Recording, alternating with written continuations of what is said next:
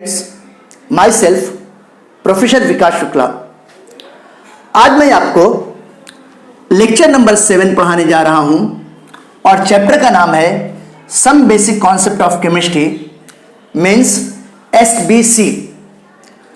मैंने आपको अपने प्रीवियस वीडियो लेक्चर में स्टोइकोमेट्री, स्टोइकोमेट्रिक कोफिशिएंट और लिमिटिंग रिएक्टेंट इनके बारे में बताया था और इनसे रिलेटेड क्वेश्चन को कैसे सॉल्व किया जाता है ये तरीका भी मैंने आपको बताया था, बहुत सिंपल वे से बताया था।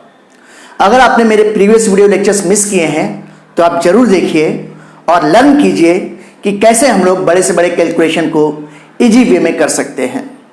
अब आज की वीडियो लेक्चर में हम लोग एक नया टॉपिक पढ़ेंगे। इस टॉपिक का नाम है molecular formula and empirical formula. Molecular formula और एम्पिरिकल फॉर्मूला किसको कहते हैं, इनमें क्या डिफरेंस है, इसके बारे में जानेंगे। तो आइए चलते हैं, इस टॉपिक को पढ़ना शुरू करते हैं।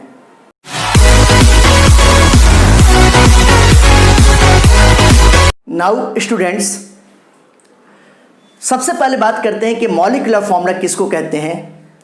आप सभी लोग जानते हो कि किसी भी कंपाउंड्स के मॉलिक्यूल को वो दो या दो से अधिक अलग अलग तरीके के एलिमेंट से मिलकर बना होता है और उसको एक पर्टिकुलर सिंबल से, पर्टिकुलर फार्मूले से रिप्रेजेंट करते हैं। इसी को कहते हैं मॉलिक्यूलर फॉर्मूला। जैसे अगर मैं वाटर के एक मॉलिक्यूल की बात करूं तो इसका H2O है। इसी तरीके से सोडियम क्लोराइड के एक मॉलिक्यूल की बात करूं तो NaCl है। ग्लूकोज के एक मॉलिक्यूल के बात करूं तो इसका मॉलिक्यूलर फॉर्मूला C6H12O6 है। सुक्रोज के एक मॉलिक्यूल की बात करता हूं तो इसका मॉलिक्यूलर फॉर्मूला C12H22O11 है। सल्फ्यूरिक एसिड के एक मॉलिक्यूल की बात करता हूं तो इसका मॉलिक्यूलर फॉर्मूला H2SO4 है। यानी कि कहने का मतलब क्या हुआ कि मॉलिक्यूलर फॉर्मूला क्या है कि किसी भी कंपाउंड का अगर एक मॉलिक्यूल है तो वो एक मॉलिक्यूल दो या दो से अधिक अलग अलग एलिमेंट से मिलकर बना होगा और वो एलिमेंट एक सर्टेन नंबर में होते हैं। उन एलिमेंट के एक सर्टेन एटम्स प्रेजेंट होते हैं जब उनको कॉम्पैक्ट फॉर्म में रिप्रेजेंट करते हैं। इसी को कहते हैं मॉलिक्यूलर फॉर्मूला। तो देखिए मैंने लिखा हुआ है कि actual number of atoms of various elements present in a molecule of compound it is called as the molecular formula. फिर से देखिए, मैंने बोला कि actual number of atoms of various elements present in a molecule of compound is called molecular formula. अब बात आती है कि एम्पिरिकल फॉर्मूला किसको कहते हैं। अगर किसी मॉलिक्यूल में जो भी डिफरेंट टाइप के एलिमेंट्स प्रेजेंट हैं, उनके एटम्स प्रेजेंट हैं, तो अगर इनको हम लोग सिंपलेस्ट मोल रेशियो के फॉर्म में रिप्रेजेंट करते हैं, सिंपलेस्ट एटम रेशियो के फॉर्म में रिप्रेजेंट करते हैं, वो उस मॉलिक्यूल के मॉलिक्यूलर फॉर्मूला का एम्पिरिकल फॉर्मूला कहलाता है। ठीक है ना। ये देखिए मैंने लिखा है कि सिंपलेस्ट होल नंबर रेशियो, ये देखिए simplest whole number ratio of atoms of various elements present in one molecule of compound is called empirical formula. अब मैं आपको डिफरेंट एग्जांपल दूंगा और उन डिफरेंट एग्जांपल से मैं आपको बताऊंगा कि किसी भी मॉलिक्यूल के मॉलिक्यूलर फॉर्मूला को हम लोग एम्पिरिकल फॉर्मूला में कैसे टर्न अप कर सकते हैं, कैसे कन्वर्ट कर सकते हैं, उसकी क्या शर्तें होती हैं। जैसे मैं यहाँ पर एक एग्जांपल ले रहा हूँ, ध्यान दीजिएगा। जैसे मैंने यहाँ पे लिया C4H10, ये नॉर्मल ब्यूटेन है। नॉर्मल ब्यूटेन का मॉलिक्यूलर फॉर्मूला C4H10 होता है और इसको मैं कन्वर्ट करना चाहता हूँ एम्पिरिकल फॉर्मूला के फॉर्म में। तो आप देखिए यहाँ पर 4 और 10 है। 4 सबसे कम नंबर है, अगर 4 से 4 में डिवाइड करेंगे तो कितना हो जाएगा 1, और 4 से अगर 10 में डिवाइड करेंगे तो कितना हो जाएगा 2.5। फ्रैक्शन में जा रहा है, तो फ्रैक्शन में जा रहा है तो उसको फ्रैक्शन में हम लोग कभी नहीं लिखेंगे। अब हम लोग देखेंगे कि क्या इन दोनों नंबर को किसी और दूसरे नंबर से डिवाइड कर सकते हैं क्या, जिससे होल नंबर के फॉर्म में कन्वर्ट हो जाए। होल नंबर का मतलब डेसिमल में नहीं होना चाहिए। 1 2 3 4 5 6 ये होल नंबर कहलाता है। तो अगर आप C4H10 को हम लोग सिंप्लीफाई करते हैं तो 2 2 जा 4 और 2 5 जा 10, यानी कि ये क्या हो गया, ये आप देखोगे ये C4 मतलब C2 हो गया और H10 का मतलब H5 हो गया। तो इसका एम्पिरिकल फॉर्मूला ब्यूटेन का C2H5 हो गया। जैसे अगर हम लोग बात करते हैं, ये देखिए C3H6, ये क्या है, ये प्रोपीन है। अब 3 सबसे कम नंबर है, 3 1 जा 3 और 3 2 जा 6, 3 से जो था ये भी कैंसिल हो जा रहा है और ये भी कैंसिल हो जा रहा है। तो यहाँ पे हम लोग इसका एम्पिरिकल फॉर्मूला क्या लिखेंगे, इसका एम्पिरिकल फॉर्मूला लिखेंगे CH2 लिखेंगे बेटा। इसी तरीके से अगर हम लोग बात करते हैं, जैसे ग्लूकोज की बात करें C6H12O6, ये इसका मॉलिक्यूलर फॉर्मूला है और मैं इसको एम्पिरिकल फॉर्मूला के फॉर्म में कन्वर्ट करना चाहता हूँ। तो आप देखो यहाँ पे 6 सबसे कम नंबर है, 6 1 जा 6, 6 2 जा 12, 6 1 जा 6। तो ऐसी कंडीशन में 6 से सभी कैंसिल हो जा रहे हैं और होल नंबर के फॉर्म में कन्वर्ट हो जा रहा है, सिंपल होल नंबर। तो इसको मैं कह सकता हूँ CH2O कह सकता हूँ। ये क्या हो गया, ये ग्लूकोज का एम्पिरिकल फॉर्मूला हो गया, CH2O हो गया। इसी तरीके से अगर हम लोग बात करते हैं, जैसे ये C6H6 हो गया, इसको कहते हैं बेंजीन कहते हैं, बेंजीन का मॉलिक्यूलर फॉर्मूला है। अब यहाँ पे आप देखो 6 से जो था ये भी कैंसिल हो जा रहा है, 1 आ जाएगा, 6 से ये भी कैंसिल हो जा रहा है, 1 हो जा रहा है। तो ऐसी कंडीशन में बेंजीन का एम्पिरिकल फॉर्मूला क्या होगा, CH हो जाएगा, ये इसका एम्पिरिकल फॉर्मूला होगा। फिर अगर मैं बात करता हूँ, जैसे एसिटिक एसिड लिख रहा हूँ, एसिटिक एसिड का मॉलिक्यूलर फॉर्मूला CH3COOH है। अब इस मॉलिक्यूलर फॉर्मूला को हम लोग कंडेंस फॉर्म में लिख सकते हैं। कंडेंस फॉर्म का मतलब क्या हुआ कि इस मॉलिक्यूल में जितने भी कार्बन आइटम है सबको एक पास लिखेंगे, जितने भी हाइड्रोजन आइटम्स है सबको एक पास लिखेंगे, जितने भी ऑक्सीजन आइटम्स है बेटा सबको एक पास लिखेंगे। तो एक कार्बन है, कितने हो गए बेटा, 2 कार्बन, तो ये मैंने C2 लिखा। 3 हाइड्रोजन और एक कितने हो गए, 4 हाइड्रोजन, तो यहाँ पे मैंने C2H4 लिखा। और 2 ऑक्सीजन आइटम है, यहाँ पे C2H4O2 हो गया। अब यहाँ पे आप देखो इस पूरे मॉलिक्यूल में 2 सबसे कम नंबर है और इस 2 से सब में डिवाइड करते हैं तो 2 1 जा 2, 2 2 जा 4, 2 1 जा 2, यानी कि सारे के सारे सिंपलेस्ट होल नंबर्स में मोल्स रेशियो में कन्वर्ट हो जा रहे हैं, यानी कि इसको हम लोग कह सकते हैं CH2O कह सकते हैं। ये इसका एम्पिरिकल फॉर्मूला हुआ, ठीक है ना। अब ये देखिए, जैसे मैं यहाँ पे सुक्रोज का फॉर्मूला लिखता हूँ, सुक्रोज का फॉर्मूला हुआ C12H22O11। अब अगर हम लोग यहाँ पे देखें तो सबसे कम नंबर कौन सा है बेटा, 11 है। 11 से 11 में डिवाइड करेंगे तो 1 आ जाएगा, 11 से 22 में डिवाइड करेंगे तो 2 आ जाएगा, 12 में 11 से डिवाइड करेंगे तो 1 पॉइंट समथिंग आ जाएगा, मतलब डेसिमल में आ रहा है, फ्रैक्शन में आ रहा है। अब देखते हैं कि डेसिमल में जा रहा है तो क्या कोई और नंबर है क्या जिससे सारे के सारे होल नंबर में जो है सिंप्लीफाई हो जाए, कोई भी ऐसा नंबर नहीं है। 2 से नहीं हो रहा है, 3 से नहीं हो रहा है, 4 से नहीं हो रहा है, किसी से नहीं हो रहा है।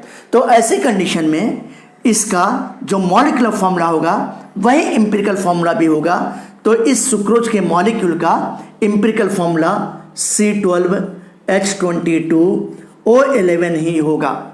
एक और मैं आपको एग्जांपल बताता हूं, जैसे यहां पर देखिए ये सोडियम कार्बोनेट है Na2CO3।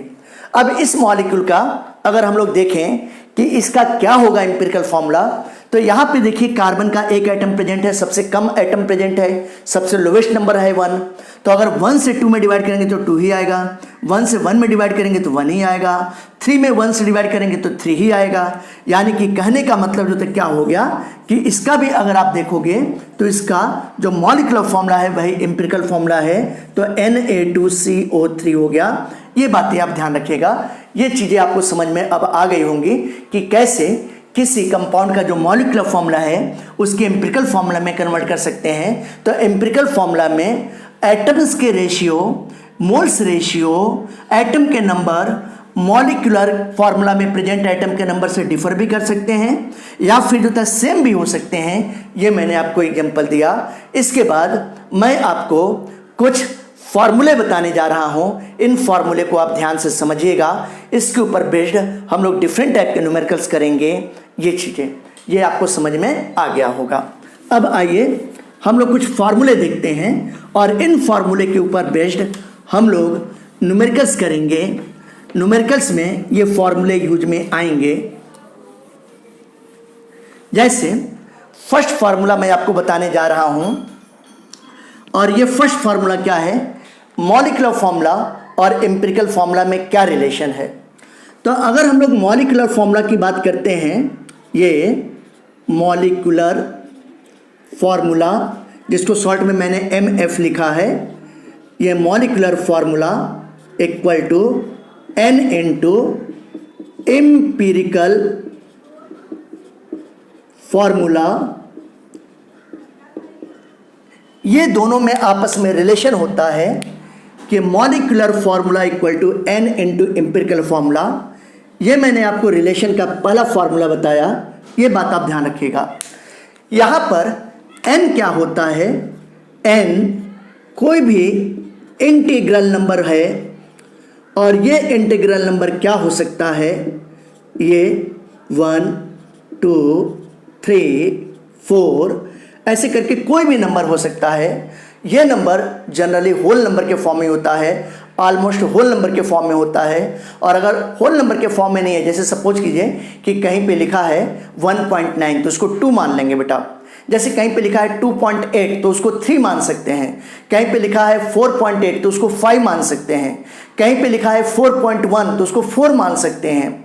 कहीं पे लिखा है 4.2 तो भी उसको जो तो 4 मान सकते हैं। ये बात आप ध्यान रखिएगा। वैसे मोस्टली आप जब क्वेश्चन करोगे, इसके न्यूमेरिकल करोगे, तो ये n की वैल्यू हमेशा इंटीग्रल नंबर में 1 2 3 4 5 इस नंबर में ही आएगा। फिर अगर हमको यहाँ पे n की वैल्यू जो तो फाइंड आउट करना है किसी क्वेश्चन में, तो n की वैल्यू कैसे फाइंड आउट करेंगे, इसका भी फार्मूला होता है। तो अगर ये n की वैल्यू फाइंड आउट करते हैं तो मॉलिक्यूलर फार्मूला को मॉलिक्यूलर फार्मूला मास के फॉर्म में कन्वर्ट करेंगे, इसको मोलर मास भी कह सकते हैं। इसी तरीके से एम्पिरिकल फार्मूला को एम्पिरिकल फार्मूला मास या एम्पिरिकल मास के फॉर्म में कन्वर्ट कर सकते हैं, एक ही बात है। तो ये देखिए n इक्वल टू क्या होगा, ये मॉलिक्यूलर फार्मूला मास जिस भी सब्सटेंस का दिया हो उसमें एम्पिरिकल फॉर्मूला मास अगर इससे डिवाइड कर देते हैं तो हमको n की वैल्यू पता चल जाती है। ये बात आप ध्यान रखिएगा, ये चीजें। फिर आप देखोगे कुछ क्वेश्चंस ऐसे होते हैं न्यूमेरिकल्स जिनमें वेपर डेंसिटी दी होती है, मोलर मास डायरेक्ट नहीं दिया होता है। तो हम लोग कैसे वेपर डेंसिटी से मोलर मास निकालेंगे, वेपर डेंसिटी और मोलर मास में क्या रिलेशन है, इसके लिए भी एक फार्मूला हम लोग पढ़ते हैं। तो ये देखिए, किसी भी सब्सटेंस का मोलर मास या इसी को कहते हैं मॉलिक्यूलर फार्मूला मास, एक ही बात है, मोलर मास बोलिए चाहे मॉलिक्यूलर फार्मूला मास बोलिए। तो जो मोलर मास है इसको निकालने का फार्मूला होता है बेटा n into empirical formula mass या एम्पिरिकल मास, कुछ भी बोल सकते हैं। ये सॉरी, हम लोग वेपर डेंसिटी के बीच में रिलेशन फाइंड आउट कर रहे हैं ना, वेरी वेरी सॉरी। मैंने आपको बोला कि अगर किसी क्वेश्चन में वेपर डेंसिटी दिया है तो कैसे करेंगे, तो molar mass equal to 2 into उस सब्सटेंस का जो भी वेपर डेंसिटी दिया है उस वेपर डेंसिटी से मल्टीप्लाई कर देंगे 2 से, तो आपका मोलर मास निकल आएगा। तो ये थर्ड फार्मूला हुआ। और इस टॉपिक से रिलेटेड न्यूमेरिकल्स में ये फार्मूले आपको काम आ सकते हैं। फिर से देखिए, मैंने आपको बताया कि मॉलिक्यूलर फार्मूला और एम्पिरिकल फार्मूला में क्या रिलेशन होता है। Molecular formula equal to n into empirical formula, जहाँ पे n कोई इंटीग्रल नंबर होगा। ये इंटीग्रल नंबर 1 2 3 4 5 6 कुछ भी हो सकता है, फ्रैक्शन में नहीं होगा। लेकिन अगर कभी किसी केस में जैसे क्वेश्चन करते हुए बहुत रेयर ही ऐसा केस आएगा, अगर किसी क्वेश्चन में जैसे सपोज कीजिए कि 2.9 आ गया या 2.98 आ गया तो उसको आपको 3 मान लेना है। जैसे किसी क्वेश्चन में 2.1 आया या 2.2 आया तो वहाँ पे उसको जो था होल नंबर में 2 मान लेना है बेटा। तो ऐसा केस बहुत कम ही आएगा। जैसे मान लीजिए कि किसी क्वेश्चन में आ गया 4.8 आ गया तो उसको आपको 5 मान लेना है। जैसे किसी क्वेश्चन में 4.1 या 4.2 आ गया तो उसको 4 ही मान लेना है। तो ऐसे केसेस बहुत रेयरली आएंगे। जनरली आपको n की वैल्यू होल नंबर के फॉर्म में मिलेगा, इंटीग्रल नंबर के फॉर्म में मिलेगा, और उसकी वैल्यू 1 2 3 4 5 ऐसे ही होती है बेटा। ये बात आप ध्यान रखिएगा। दूसरा फार्मूला मैंने आपको बताया कि अगर ये n है जो इंटीग्रल नंबर है, इसकी वैल्यू फाइंड आउट करनी है तो मॉलिक्यूलर फॉर्मूला मास या जिसको मोलर मास कहते हैं उसमें एम्पिरिकल फॉर्मूला मास से डिवाइड कर देंगे तो n की वैल्यू मिल जाती है। इसी तरीके से तीसरी बात मैंने बताया कि किसी किसी क्वेश्चन में सब्सटेंस का मोलर मास ना देके उसकी वेपर डेंसिटी दी रहती है। तो अगर वेपर डेंसिटी दी गई है तो molar mass equal to 2 into vapour density. Vapour density का अगर डबल कर देते हैं या 2 से मल्टीप्लाई कर देते हैं तो उस सब्सटेंस का मोलर मास फाइंड आउट आ जाता है। ये बातें आपको समझ में आ गई होंगी, ठीक है ना। अब मैं आपको इससे रिलेटेड कुछ न्यूमेरिकल्स बताने जा रहा हूं। इन न्यूमेरिकल्स को आप ध्यान से देखिएगा, समझिएगा इन न्यूमेरिकल्स को।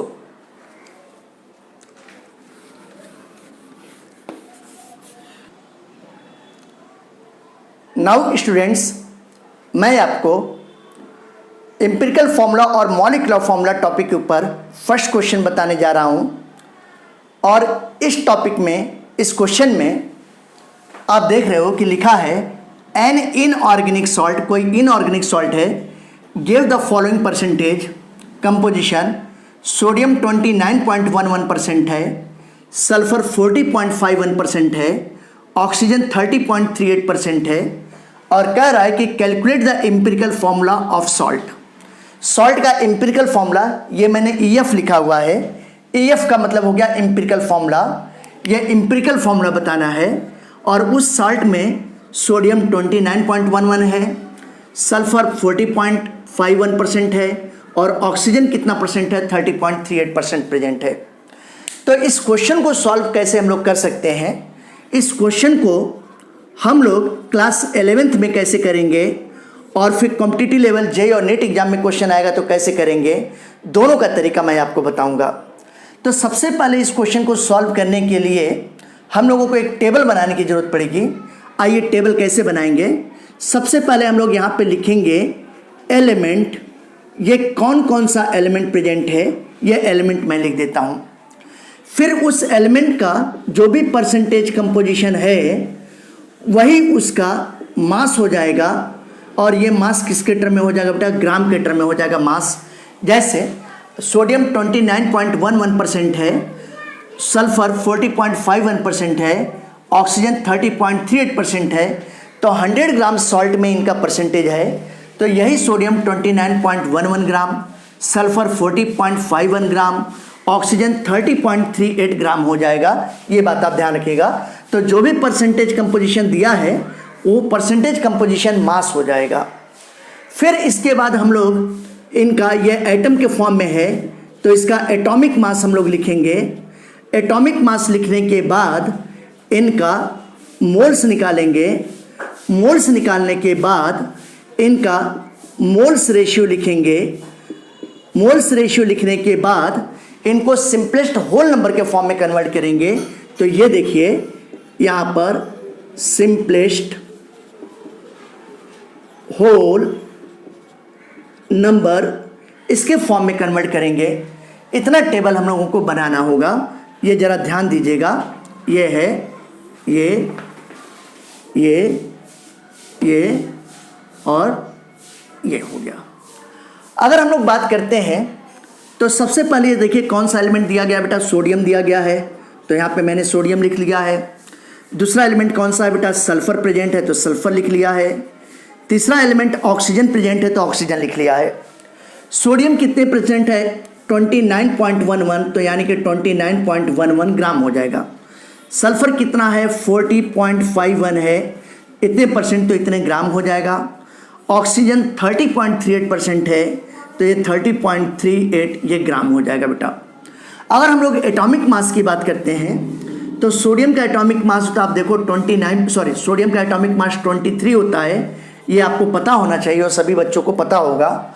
सल्फर का एटॉमिक मास कितना होता है, 32 होता है। और ऑक्सीजन के एक एटम का एटॉमिक मास कितना होता है, 16। अब मोल्स हम लोग कैसे निकालते हैं, जो मास दिया है उसमें सब्सटेंस के एटॉमिक मास से डिवाइड कर देंगे। अगर वो मॉलिक्यूल है तो उसके मोलर मास से डिवाइड कर देंगे।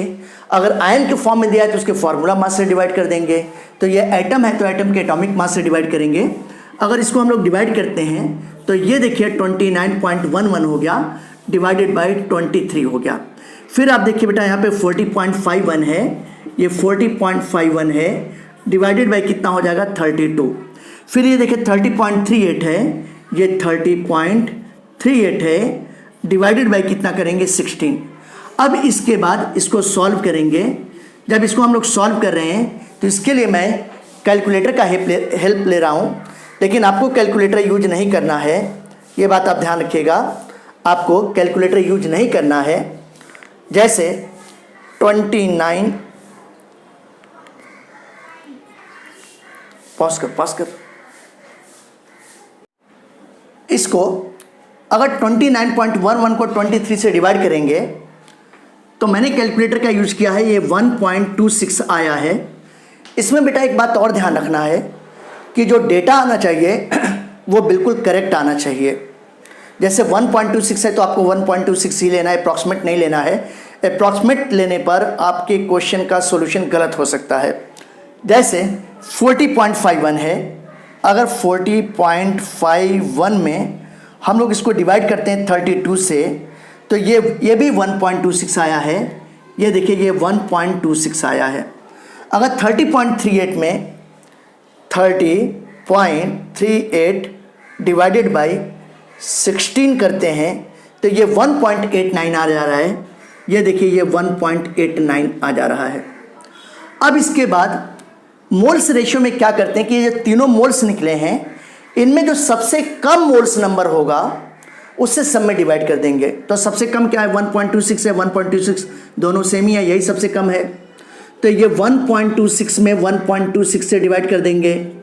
1.26 से बेटा देखिए 1.26 में 1.26 से डिवाइड कर देंगे।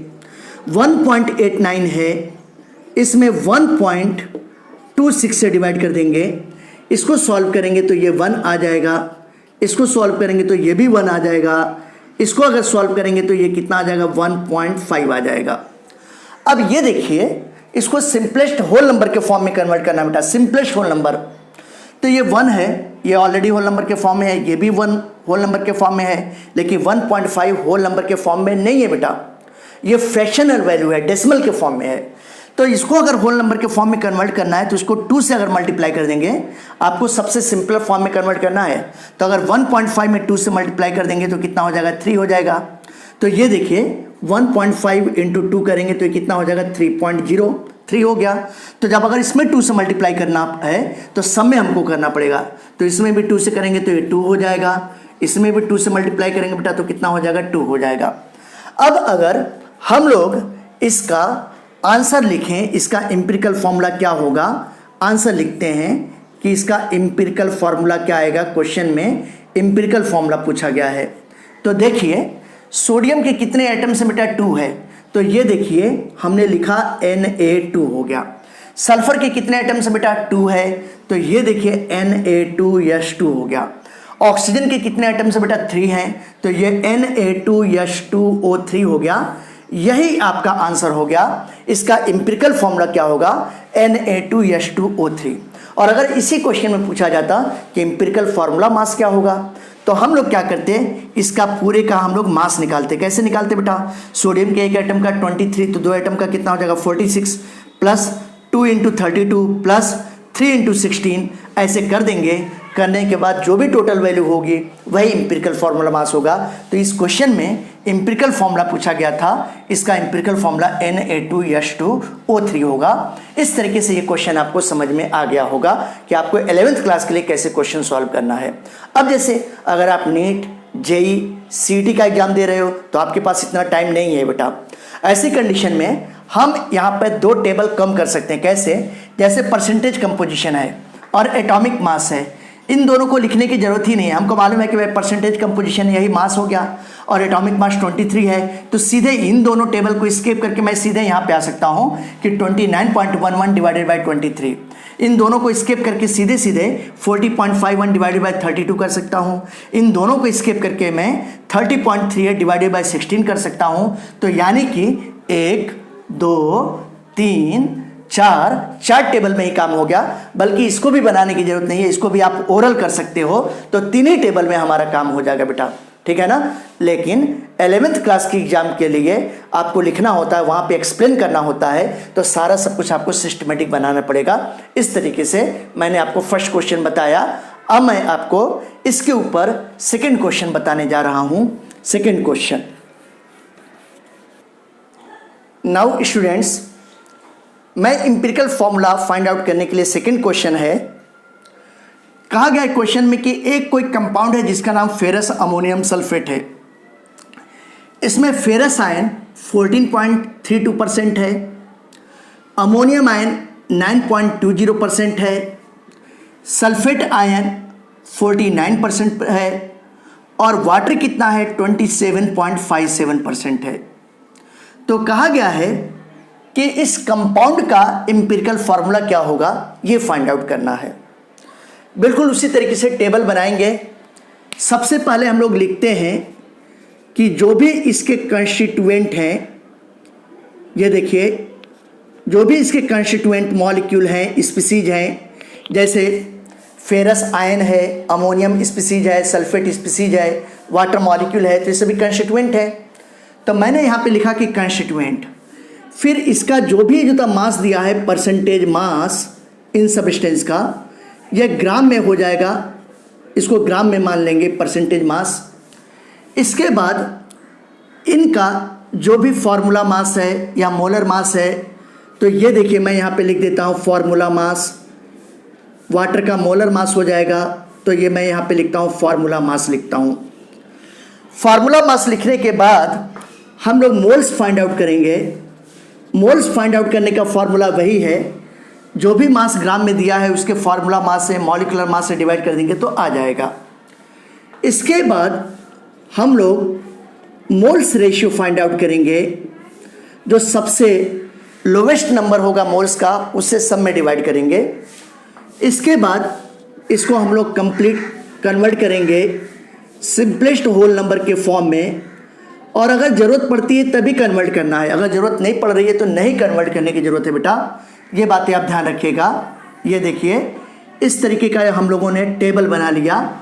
ये टेबल हम लोगों ने ऐसे बना लिया, ये टेबल हो गया, ये ध्यान दीजिएगा, टेबल हो गया। इसके बाद हम लोग लिख रहे हैं सबसे पहले फेरस आयन Fe2+ का, इसका मास दिया है 14.32% है, तो इतना ग्राम हो जाएगा मास। अगर इसके फार्मूला मास की बात करते हैं तो फेरस आयन का जो आयरन का एटॉमिक मास होता है वही फार्मूला मास होगा, तो आयरन का एटॉमिक मास 56 होगा। फिर अगर हम लोग बात करें NH4+ की बात करते हैं, अमोनियम आयन की बात करते हैं, तो इसका परसेंटेज मास दिया है 9.20, तो ये 9.20 ग्राम हो जाएगा। और अमोनियम आयन का फार्मूला मास क्या होगा, नाइट्रोजन का 14 और हाइड्रोजन के 4 एटम का 4, तो 14 + 4 करोगे तो कितना होगा 18, तो यहाँ पर कितना हो गया बेटा 18 हो गया। फिर इसी तरीके से आप देखो सल्फेट आयन है, ये सल्फेट आयन SO4-, इसका दिया है परसेंटेज 49% दिया है, तो 49 ग्राम हो जाएगा। और अगर इसका मोलर मास फाइंड आउट करेंगे तो सल्फर के एक एटम का कितना होगा 32, और ऑक्सीजन के 4 एटम का कितना होगा बेटा 64, तो फिर ये कितना हो जाएगा 32 प्लस अगर 64 हम लोग करेंगे तो ये कितना हो जाएगा, अगर 32 प्लस 64 करेंगे तो ये 4 2 6 हो गया, 6 3 9, यानी कि 96 हो जाएगा बेटा। ये देखिए इसका मोलर मास कितना हो जाएगा 96 हो जाएगा। पॉजिटिव या नेगेटिव चार्ज होने से कोई फर्क नहीं पड़ता है। फिर ये देखिए यहाँ पे वाटर है, H2O भी प्रेजेंट है, और H2O का कितना दिया है 27.57 दिया है, और इसके एक मॉलिक्यूल का मोलर मास कितना होता है 18 होता है। ठीक है ना, ये सारी बातें सबको समझ में आ गई। अब अगर मोल्स हमको फाइंड आउट करना है तो जो भी मास दिया है फार्मूला मास से डिवाइड कर देंगे, तो ये देखिए 14.32 डिवाइडेड बाई 56 हो गया, 9.20, ये 9.20 डिवाइडेड बाई 18 हो गया। फिर 49, ये देखिए 49 डिवाइडेड बाई 96 हो गया। फिर 27.57, ये 27.57 डिवाइडेड बाई 18 हो गया बेटा। अब अगर इसको हम लोग सॉल्व करते हैं तो देखिए क्या आंसर आएगा। ज़रा समझिएगा, मैं इसको कैलकुलेटर से कर रहा हूँ। अगर हम लोग कैलकुलेटर से करते हैं तो ऐसी कंडीशन में आप देखोगे कि 14.32 में मैं 56 से डिवाइड कर रहा हूँ। 14.32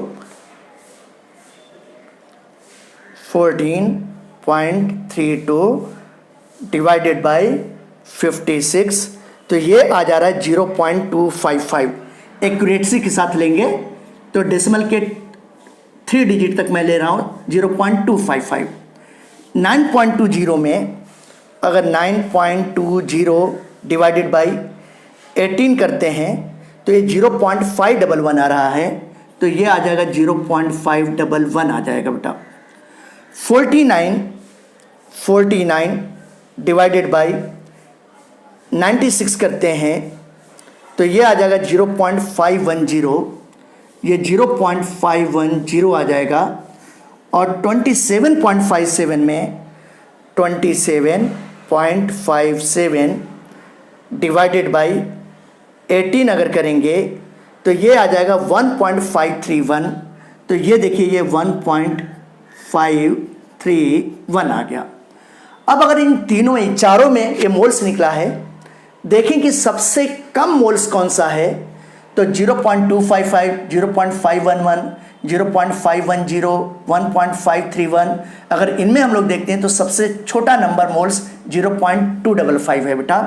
तो ये देखिए हम लोग डिवाइड कर देंगे 0.255 से, सबमिट कर देंगे 0.255 से, सबमिट कर देंगे बेटा।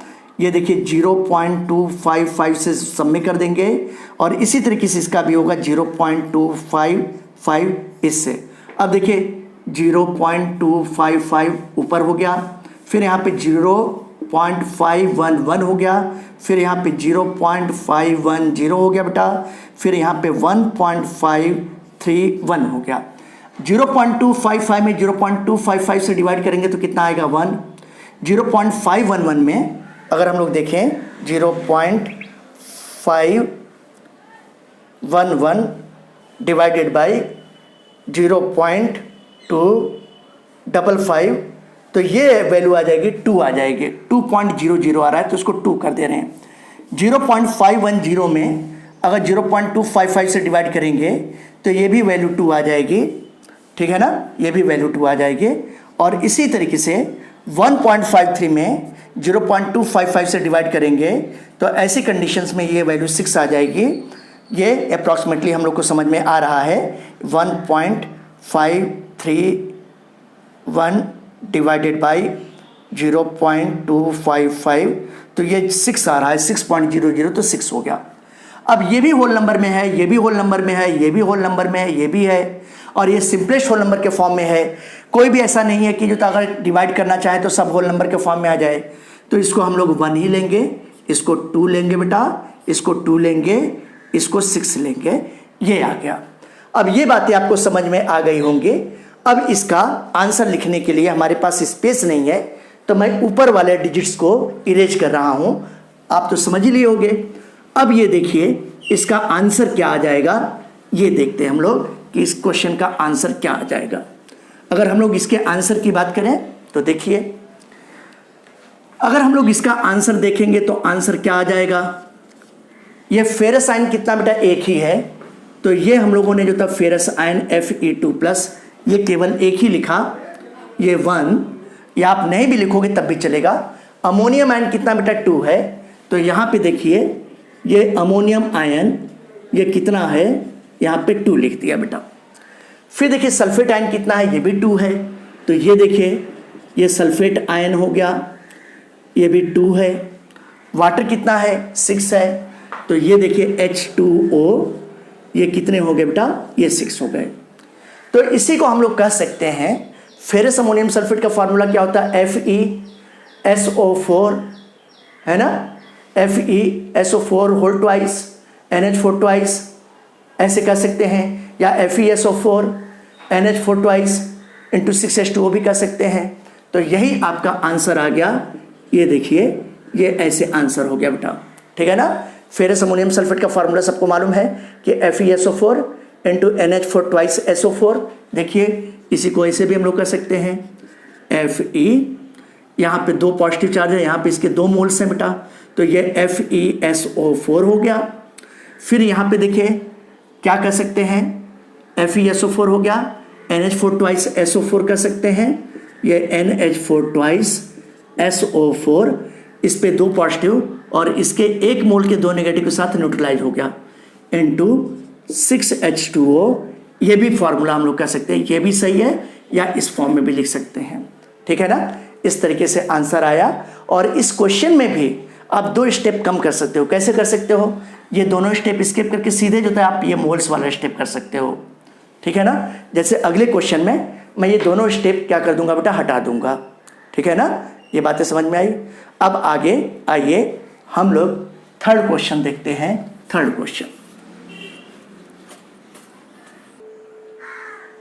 Now students I am going to tell you solution of question number third. Question number third में क्या दिया है बेटा, a compound contains 4.07% hydrogen, hydrogen कितना है 4.07%, 24.27% कार्बन, कार्बन 24.27% है, एंड 71.65% क्लोरीन, क्लोरीन कितना है 71.65% है। इस कंपाउंड का मोलर मास दिया गया है 98.96 ग्राम है, मोलर मास इज 98.96 ग्राम। तो इसका एम्पिरिकल फॉर्मूला क्या होगा और मॉलिक्यूलर फॉर्मूला क्या होगा इस कंपाउंड का, ये पूछा गया है। तो इसको भी सॉल्व करने के लिए हम लोग टेबल बनाएंगे। और अभी अभी मैंने थोड़ी देर पहले बताया था कि इस टेबल में मैं 2 रोज कम करूंगा और कैसे इसको हम शॉर्ट तरीके से सॉल्व कर सकते हैं, जल्दी सॉल्व कर सकते हैं, इसको देखें। जैसे आप यहाँ पे देखिए कि यहाँ पे लिखा हुआ है एलिमेंट लिखा है, तो मैं लिख देता हूँ यहाँ पे एलिमेंट। और बेटा जब आपको प्रैक्टिस हो जाएगा ना तो ये एलिमेंट वगैरह ये सब भी करने की जरूरत नहीं है, लिखने की जरूरत नहीं है। नीट और जेई के लिए इन सब में टाइम वेस्ट होता है, चाहे 1 ही सेकंड का टाइम लगे, लेकिन टाइम वेस्ट होता है ना। तो सीधे आप लिख लो ना कि कौन सा एलिमेंट है, एलिमेंट है, ऐसे हेडिंग डाल के लिखने की जरूरत नहीं है। अब फिर यहाँ पे आप देखिए जो भी परसेंटेज मास दिया गया है उसको आपको ग्राम के टर्म में लेना है, ठीक है ना। तो ये परसेंटेज मास हो गया और ये सबका हमको एटॉमिक मास मालूम है, तो सीधे सीधे इस टेबल को, एटॉमिक मास वाले टेबल को और परसेंटेज मास को हम हटा के जो तक क्या कर देते हैं बेटा, मोल्स लिख देते हैं। मोल्स फाइंड आउट करेंगे। मोल्स फाइंड आउट करने के बाद जो था हम लोग इसका मोल्स रेशियो ले लेंगे कि इसका जो था मोल्स रेशियो क्या होगा। यहाँ पे मैं कर देता हूँ मोल्स रेशियो, क्योंकि इसमें हमको स्पेस की ज़रूरत पड़ सकती है। और फिर इसका हम लोग लिखेंगे सिंपलेस्ट होल नंबर के फॉर्म में क्या होगा, सिंपलेस्ट होल नंबर के फॉर्म में इसको क्या लिखेंगे। ये देखिए 1 2 3 4 टेबल में काम आ जाएगा। और बल्कि 4 टेबल भी नहीं बनाना बेटा, अगर इसको आप नहीं भी करते हो तो भी चलेगा, इसको हम लोग ओरली देख लेंगे। अब देखिए कैसे करते हैं, सब लोग ध्यान से समझिएगा इस बात को। ये यहाँ पर कौन कौन से एलिमेंट दिए गए हैं, हाइड्रोजन। और याद रखिएगा कि एलिमेंट को हमेशा एटॉमिक फॉर्म में लिखना है बेटा। जैसे इसके पहले मैंने मोल कॉन्सेप्ट स्टोइकोमेट्री में बताया कि अगर हाइड्रोजन लिखा है तो आप मॉलिक्यूल मानोगे, इसका नेचुरल फॉर्म लिखोगे। क्लोरीन है बेटा तो उसका नेचुरल फॉर्म Cl2 लिखोगे। ऑक्सीजन है तो उसका नेचुरल फॉर्म O2 लिखोगे। यहाँ पे इसके क्वेश्चन में हमेशा एटॉमिक फॉर्म लिखना है। हाइड्रोजन है मतलब H, क्लोरीन है मतलब Cl, ऑक्सीजन है मतलब O, नाइट्रोजन है मतलब N। N2 नहीं लिखने का बेटा, O2 नहीं लिखना है, Cl2 नहीं लिखना है, H2 नहीं लिखना है, हमेशा एटॉमिक फॉर्म लिखना है। तो ये देखिए यहाँ पे हाइड्रोजन है, हाइड्रोजन का अगर देखें तो कितना दिया है 4.07, तो ये 4.07 है। हाइड्रोजन के एक एटम का एटॉमिक मास 1 होता है, रियलिटी में 1.008 होता है, लेकिन इसको 1 मान सकते हैं हम लोग। फिर अगर हम लोग देखते हैं तो दूसरा एलिमेंट कार्बन है। कार्बन की अगर हम लोग बात करते हैं तो कार्बन कितना है 24.27 है, तो 24.27 कार्बन के एक एटम का एटॉमिक मास 12 होता है। मोल्स आ गया बेटा। अगर हम लोग क्लोरीन का देखते हैं बेटा तो क्लोरीन देखिए आप क्या लिखा हुआ है कि क्लोरीन का 71.65% है, यानी कि 71.65 ग्राम में क्लोरीन के एक एटम का एटॉमिक मास कितना होता है 35.5 होता है। अब अगर इसको हम लोग सॉल्व करते हैं तो ये तो 4.07 ही आएगा। इसको अगर हम लोग सॉल्व करते हैं बेटा तो 12 2 जा 24, तो 2 पॉइंट समथिंग आएगा, 2.2 करके आएगा बेटा। आइए देख लेते हैं एकदम सही से वैल्यू 24.27 डिवाइडेड बाय अगर हम लोग करेंगे 12 से तो 2.02 आ रहा है। तो ये देखिए ये 2.02 आएगा बेटा।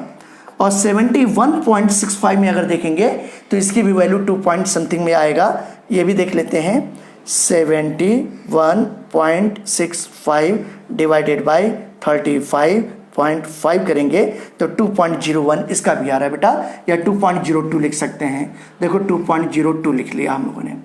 अब ये देखिए इन तीनों में 2.02 ही सबसे कम नंबर है, तो हम लोग क्या करेंगे 4.07 डिवाइडेड बाय 2.02, 2.02 डिवाइडेड बाय 2.02, फिर देखिए बेटा 2.02 डिवाइडेड बाय क्या करेंगे 2.02, ये 1 आ जाएगा, ये भी 1 आ जाएगा। 2.02 में 4.07 से डिवाइड करोगे तो ये वैल्यू कितनी आ जाएगी, ये वैल्यू भी 2 आ जाएगी, ऑलमोस्ट 2।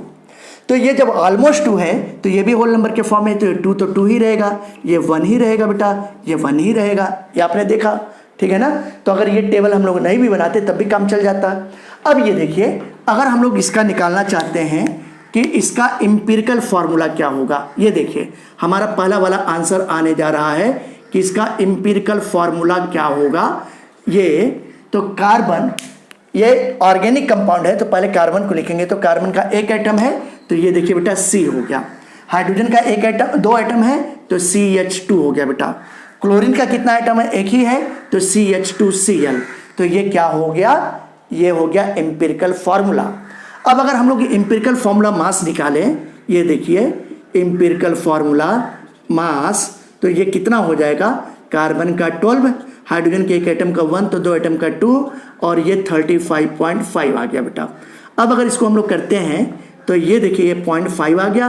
फिर अगर हम लोग देखें तो ये 5 और 4 9 हो गया बेटा, फिर 3 1 4 हो गया, तो ये 49.5 आ जाएगा।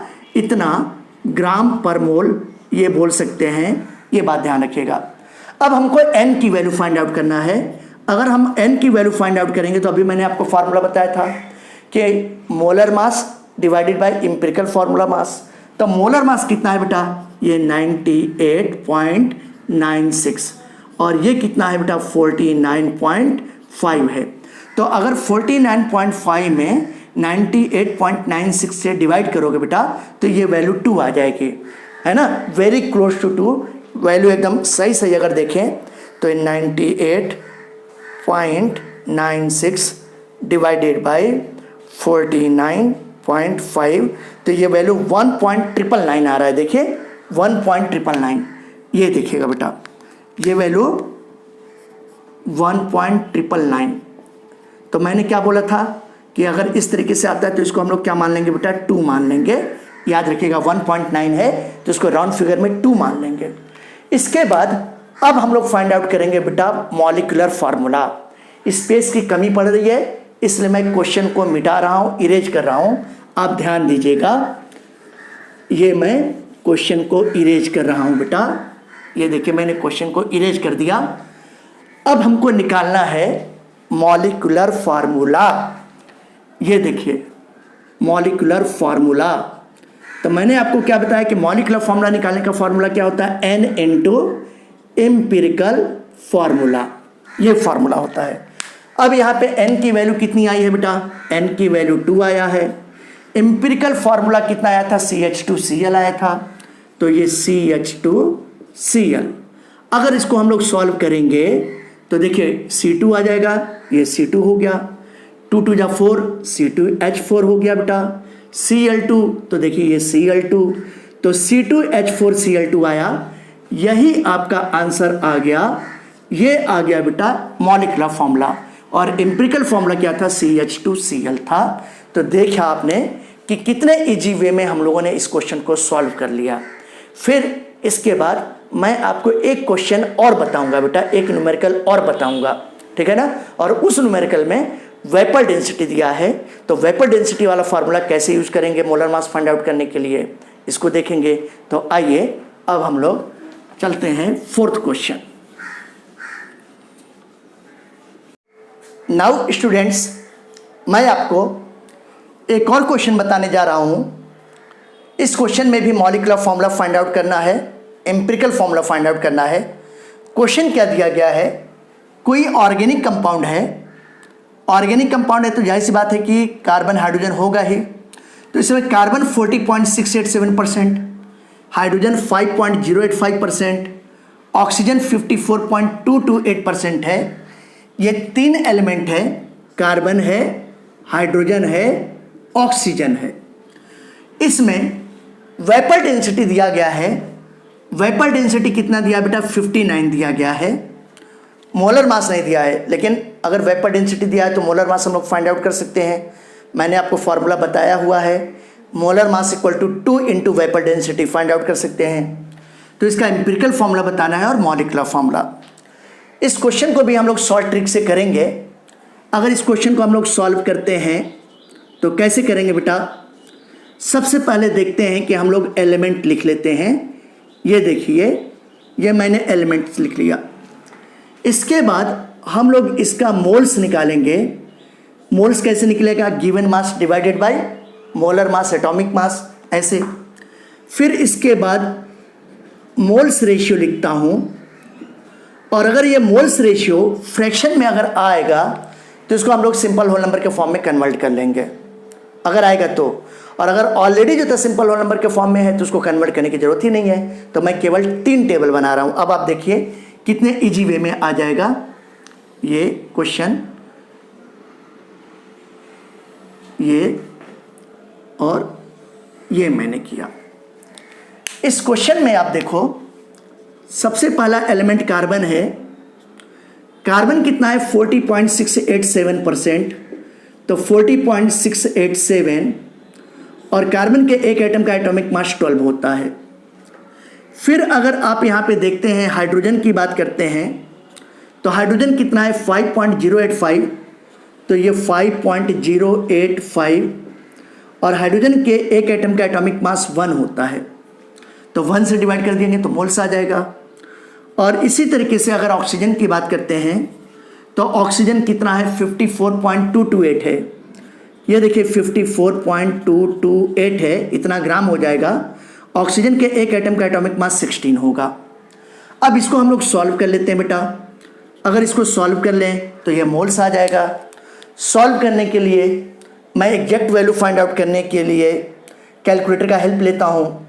जैसे 40.687 डिवाइडेड बाई 12 करते हैं तो ये वैल्यू आ रही बेटा 3.39 आ रहा है। ये वैल्यू 3.39 या 3.4 मान सकते हैं। फिर अगला देखें, अगर हम लोग 5.085 डिवाइडेड बाई 1 करते हैं तो ये आ जाएगा 5.08। डेसिमल के 2 डिजिट तक इसको लिया है तो इसको भी 2 डिजिट ही रहने देते हैं, कोई दिक्कत नहीं है। 54.228 है, 54.228 डिवाइडेड बाई 16 करते हैं तो ये वैल्यू 3.38 आ रहा है। ये 3.38 आ रहा है, या 39 भी लिख सकते हैं, इस तरीके से आ रहा है। अब अगर इन तीनों मोल्स में देखें तो 3.39, 3.38, 5.08 में सबसे कम नंबर जो था यही है बेटा, मोल्स। तो हम लोग क्या करेंगे? 3.39 डिवाइडेड बाई 3.38 करेंगे तो ये वैल्यू 1 ही होगा बेटा। 1.000 करके ऐसे समथिंग आएगा तो 1 ले लेंगे इसको हम लोग। फिर ये देखिए 5.08 डिवाइडेड बाई 3.38, फिर देखिए 3.38 डिवाइडेड बाई 3.38 तो ये वैल्यू 1 आ जाएगी। और अगर 5.08 में 3.38 से डिवाइड करेंगे तो 1 पॉइंट समथिंग आएगा। आइए देख लेते हैं क्या आ रहा है। ये देखिए, ये 5.08 डिवाइडेड बाई 3.38 अगर करते हैं तो ये वैल्यू 1.5 आ रहा है बेटा। देखिए 1.5 आ रहा है, ये वैल्यू 1.5 आ रहा है। अब ये दोनों तो होल नंबर के फॉर्म में है, ये 1.0 है, ये भी 1.0 है, लेकिन ये 1.5 है बेटा। तो इसको होल नंबर के फॉर्म में कन्वर्ट करने के लिए हम लोग इसमें 2 से मल्टीप्लाई करेंगे तो ये 3 हो जाएगा। तो हमको भी इसमें 2 से मल्टीप्लाई करना पड़ेगा तो ये 2 हो जाएगा, और इसमें भी 2 से मल्टीप्लाई करेंगे तो 2 आ जाएगा बेटा। देखा ना। अब अगर हम लोग यहाँ पे एम्पिरिकल फॉर्मूला निकालना चाहते हैं तो देखिएगा, इसका एम्पिरिकल फॉर्मूला आ जाएगा। क्या आएगा एम्पिरिकल फॉर्मूला? यहाँ पे कार्बन के कितने एटम्स हैं? 2 है, तो ये देखिए C2 लिख दिया हमने। हाइड्रोजन के कितने बेटा? 3 है, तो C2H3 हो गया बेटा। ऑक्सीजन के कितने एटम्स हैं? 2 है, तो C2H3O2 हो गया बेटा। देखा ना। और अगर इसका एम्पिरिकल फॉर्मूला मास हम लोग लिखना चाहते हैं तो कार्बन के एक एटम का 2 होता है, तो 2 × 12 प्लस हाइड्रोजन के एक एटम का 1 होता है बेटा, तो 3 × 1 प्लस ऑक्सीजन के एक एटम का 16 होता है, तो 2 × 16। तो अगर इसको करेंगे तो 24 प्लस 3 प्लस 32। अब अगर इसको हम लोग करते हैं तो 3 2 5 4 9 ये हो गया बेटा, और फिर 3 और 2 कितना हो गया? 5 हो गया। ये 59 ग्राम पर मोल या 59 ग्राम भी ले सकते हैं इसको, ये बात आप ध्यान रखिएगा। ये 59 ग्राम पर मोल या 59 ग्राम मान सकते हैं। अब हमको निकालना है मोलर मास निकालना है। अब ये देखिए बेटा, अगर हम लोग इतना मोलर मास निकालना चाहते हैं, मोलर मास, तो मोलर मास का फॉर्मूला मैंने क्या बताया है कि 2 × वेपर डेंसिटी। वेपर डेंसिटी को शॉर्ट में मैंने VD लिखा है, तो यानी कि यहाँ पे 2 × वेपर डेंसिटी कितना दिया है? 59, तो ये 59 हो गया। तो अगर हम लोग इसको देखें तो 2 9 जा 18 और 2 5 जा 10 एंड 1 11, 118 ग्राम पर मोल हो जाएगा। अब यहीं से हम लोग N की वैल्यू भी फाइंड आउट कर लें। अगर हम लोग N की वैल्यू फाइंड आउट करना चाहते हैं बेटा, तो molar mass divided by empirical formula mass होगा। तो मोलर मास कितना है? 118 और एम्पिरिकल फॉर्मूला मास कितना है बेटा? 59। इसको सॉल्व करेंगे तो कितना हो जाएगा बेटा? 2 आ जाएगा। देखिए कितना आ गया? 2 आ गया, 2 आ गया बेटा। अब हमको मॉलिक्यूलर फॉर्मूला फाइंड आउट करना है। देखिए क्या फाइंड आउट करना है? Molecular formula. तो मॉलिक्यूलर फॉर्मूला इक्वल टू होता है N × एम्पिरिकल फॉर्मूला। N की वैल्यू कितनी आई है? N की वैल्यू 2 आई है। एम्पिरिकल फॉर्मूला कितना आया है? C2H3O2। ये देखिए C2H3O2।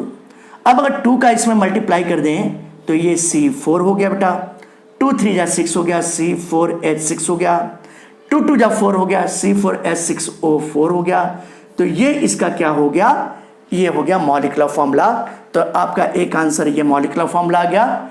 एम्पिरिकल फॉर्मूला देखिए ये ऐसे आ गया था।